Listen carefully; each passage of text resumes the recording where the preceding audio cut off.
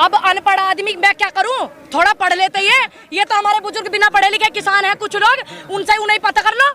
सबको पता है इंदिरा गांधी जी के पति फिरोज गांधी पारसी थे, कितनों को पता है? आप निकालिए रिकॉर्ड, आप निकालिए। ठीक, उसके बाद सबसे ज्यादा इस रूपरेखा में, सबसे ज्यादा इस रूपरेखा में हमारे समाज का वो था जब अपनी ही बेटी को इन्होंने ऐसे बोला था, तब से इनका पतन चालू हुआ। जी एक सवाल है कि जो नेता थे वो इलेक्शन लड़ने चले गए, जो किसान क्यों ना लड़ेंगे, क्यों नहीं लड़ेंगे इलेक्शन? देश के अन्नदाता बॉर्डर पे बैठने के लिए और मुकदमे लेने के लिए नहीं है। ये जितने यहाँ बैठे, मैं तो ये चाहती हूँ यही MP MLA बने। मैं तो ये चाहती हूँ जब भी हमारी आवाज को ऊंचा उठाएंगे और तमाम ऐसे पत्रकार जो है ना ये इस तरीके के सवाल करके युवाओं के मनोबल को डाउन करते हैं। क्यों? क्योंकि ये तो चाहते नहीं, सरकार भी नहीं चाहती। कुछ पत्रकार ऐसे हैं वो भी नहीं चाहते कि देश का जो अन्नदाता बॉर्डर पे बैठा था, जो नौजवान बॉर्डर पे बैठा था, वो MP MLA बने। क्यों? क्योंकि वही जा करके हमारी आवाज को बुलंद करेंगे संसद में, विधानसभा में, क्योंकि वो अच्छे से रखेंगे हमारी बात को। क्या बॉर्डर पे बैठ करके किसान का बालक मुकदमे लेगा? सुन लीजिए, आज मैं इस बात को कहती हूँ, आपको क्या तकलीफ है अगर कोई किसान का बालक MP MLA बने? आपको समस्या है, आपको सबसे ज्यादा समस्या है, इसीलिए आप ऐसे सवाल करते हैं। देश का अन्नदाता का बालक जो है मुकदमे ही नहीं लेगा, वो मुकदमे लेगा अगर धरना करेगा, आंदोलन करेगा। तो आप झूठ मत बोलिए, नहीं हुआ। सुनिए, कैसे कहते हो आप? कैमरा नहीं था पहले? कैसी बातें कर रहे हैं? कैमरा नहीं किया था पहले, बताइए कैसी बातें कर रहे हैं आप? हैं, कैमरा ही नहीं था क्या पहले? ऐसी बातें करते हो आप?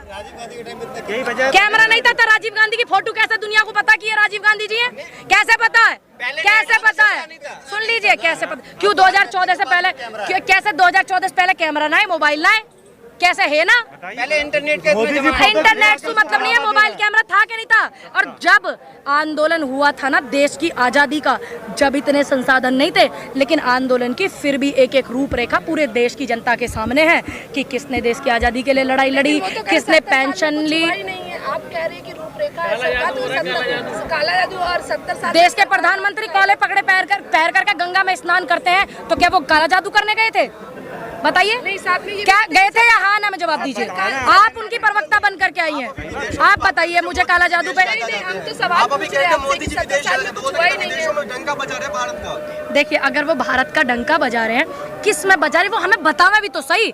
जो PM केयर फंड होता है, पहले नियम ऐसा था कि PM केयर फंड में पूरी जनता दुनिया चेक कर लेती थी कितना फंड आया और कितना जनता के लिए इसमें लगा और कितने देश की सेवा में लगा, कितना पैसा बचा। उसको बंद करना, उस पैसे को संस्था में लेना, ठीक, और जनता को कुछ ना बताना, एक भी प्रेस कॉन्फ्रेंस ना करना, किसानों के लिए इनके प्रवक्ताओं द्वारा आतंकवादी बताना, ठीक, किसानों के लिए अभद्र भाषा में बात करना और देश में किसान दिल्ली आ रहा है उसको रोकना, उसको प्रताड़ित करना।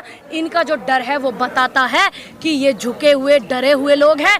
जब जब जनता आवाज उठाती है, जब जब सरकार डरती है, पुलिस को आगे करती है, तो क्या इस माहौल से डर जाएंगे ये लोग? डर जाओगे जी?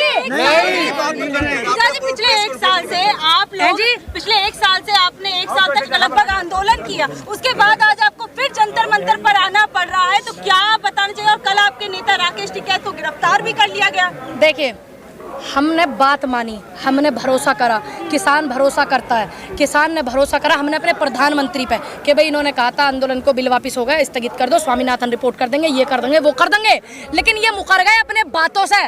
तो इसलिए देश के अन्नदाताओं को दोबारा आना पड़ा और आवेगा और आंदोलन भी होगा बड़ा। तो क्या बड़ा कुछ होने वाला है? क्यों नहीं होगा? जब देश की समस्या, जनता की समस्या, किसानों की समस्या बड़ी हो जाएगी तो कैसे नहीं होगा आंदोलन बड़ा? मोदी सरकार मुर्दाबाद, मुर्दाबाद, मुर्दाबाद। तो साल 2024 के चुनावों पर भी हमें इसका असर देखने को मिल सकता है क्या? देखिए, हम तो ये चाहते हैं पूरे देश में कि एक तरफ जब प्रधानमंत्री बेटियों की दुहाई देते हैं, महिलाओं की प्राचीर पर आज़ादी का जश्न मनाते समय, और उधर अहमदाबाद में एक 5 महीने की गर्भवती महिला का बलात्कार हुआ, उसके कैदियों को छोड़ दिया गया, उनको फूल माला से स्वागत करा गया। जिस देश की ऐसी स्थिति हो गई हो, जिस देश, उसको विश्व गुरु बनने से कोई नहीं रोक सकता। ये अलग बात है।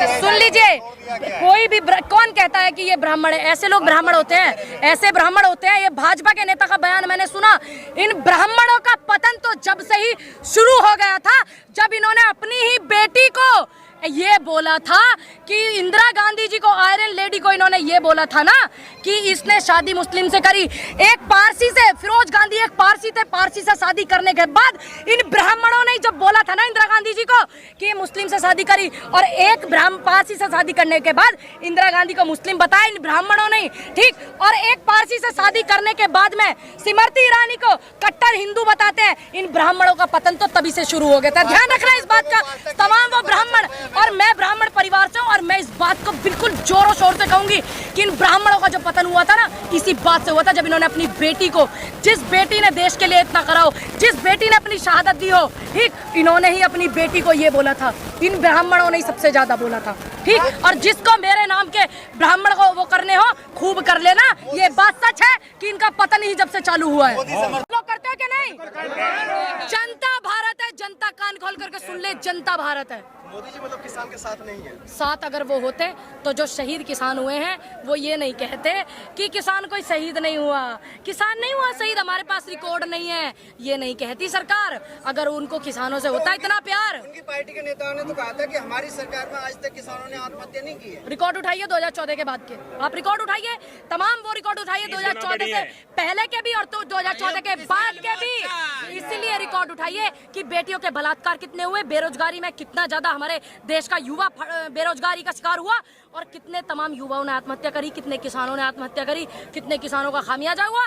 और एक रिकॉर्ड ये भी उठाइए 2014 के बाद से कि तानाशाही 2014 से पहले किसानों पर थी कि अब है, और आंदोलन देश में कितने चल रहे हैं 2014 के बाद। आप ये देखिए, आप ये देखिए। नहीं मोदी सुनो एक मिनट, आपकी हुई इनकम दोगुनी? आप बताइए पत्रकार महोदय, हुई क्या आपकी? हूँ मत करिए, जवाब दीजिए। आपकी इनकम दोगुनी हुई? नहीं हुई, नहीं हुई। आपकी हुई? किसानों से मत, आप किसान की बेटी नहीं है, आप किसानों की बेटी नहीं है, आप बेटी किसानों की है कि नहीं है?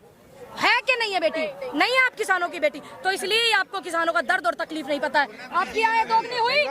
नहीं हुई, आपको नहीं पता इसलिए दर्द। जी, प्रधानमंत्री जो है सब देश को नहीं मिलता जो 18-18 घंटे काम करे, जो अपना पूरा संसार को त्याग करके देश हित में काम करे। देखिए हमारे देश में ऐसे प्रधानमंत्री हुए हैं, आप मत भूलिए, जिन्होंने देश के लिए शहादतें दी, जिनके चिथड़े उड़ गए और जिनकी पहचान सिर्फ जूते से हुई थी कि ये उन प्रधानमंत्री का जूता है। तो आप ये मत बताइए कि 18 घंटे, मैंने वो भी वीडियो देखी है, मैंने वो फोटो भी देखी है कि देश के हमारे प्रधानमंत्री कितनी बार कपड़े बदलते हैं, कितनी बार ड्रेस बदलते हैं, मैंने वो भी देखा। और कितनी बार वो विदेश जाते हैं, और कितनी बार जो है वो वीडियो कैमरे में नमस्कार, ऐसे कैसे, ऐसे वीडियो आनी चाहिए, वैसे आनी चाहिए, वो मैंने है ना तमाम देखी है। तो आप मत बताइए। और कितनी बार वो गृह में जब किसी मंदिर में, हमारे सनातन धर्म के मंदिर में जाते हैं, तो वो फोटो कैमरा, बिल्कुल भगवान जी भी नहीं दिखे, लेकिन देश के प्रधानमंत्री, हमारे प्रधानमंत्री दिखे। नहीं, सुनिए, इस तरीके का आलम पहले कभी नहीं हुआ।